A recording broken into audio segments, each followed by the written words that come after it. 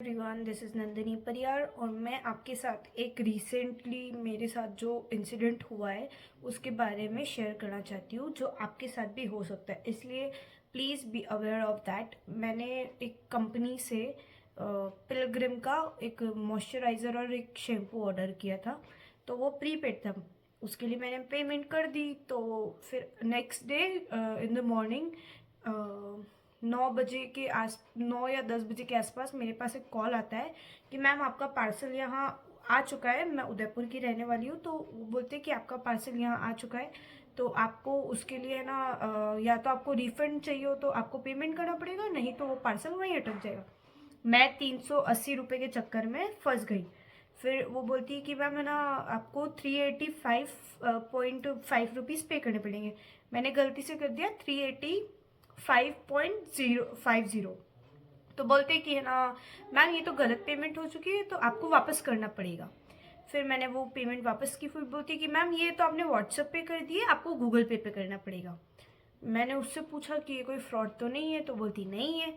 तो पता नहीं, सुबह सुबह मैं नींद में से उठी थी तो मेरा दिमाग वैसे भी इतना वो नहीं था।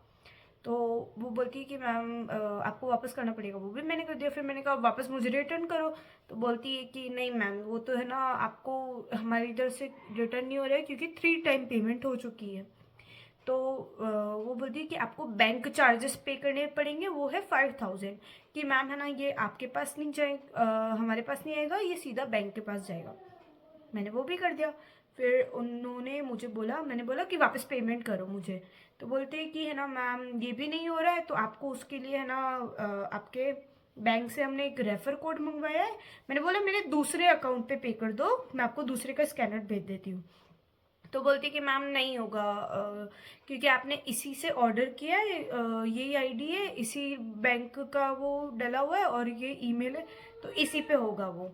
फिर मैंने वो भी उनकी मतलब मेरी एक छोटी सी गलती के कारण मेरी मदर के 81,577 रुपीज़ उड़ गए। सो मैंने नेक्स्ट डे वो उन्होंने मुझे बोला कि मैम ये रेफर कोड है जो हमने आपके बैंक से मंगवाया है। तो मैंने वो भी उन्हें मतलब मैं वो जैसा बोलती गई मैं करती गई। मैंने वो सारी, और मुझे ऐसे भी बोल रही थी कि मैम आप रिकॉर्डिंग कर सकती है हमारे कॉल की कि है ना हमने आपको क्या बोला है, क्या किया है। अगर आपके पैसे वापस नहीं आए तो आप कंपनी पे वो कर सकती है कि आप हमें कंप्लेन कर सकती है, कुछ भी कर सकती है, कि वो सारे आपके हाथ में है। तो मैंने वो कोड डाल दिया एंड मुझे नहीं पता था कि क्या हो रहा है। एंड सडनली जैसे मैंने क्लिक किया मेरे अकाउंट में से सारे पैसे, मतलब मेरी मदर के अकाउंट में से सारे पैसे गायब हो चुके थे।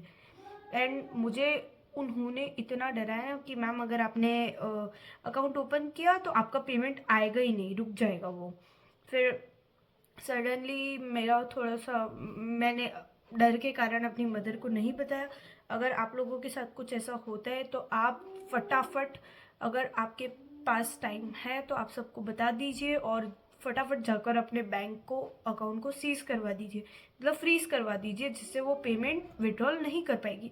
मेरा जो पेमेंट है उसने विड्रॉल कर लिया है। मैंने साइबर क्राइम में भी next day with in 24 hours मैंने उसको रिपोर्ट करवा दिया था।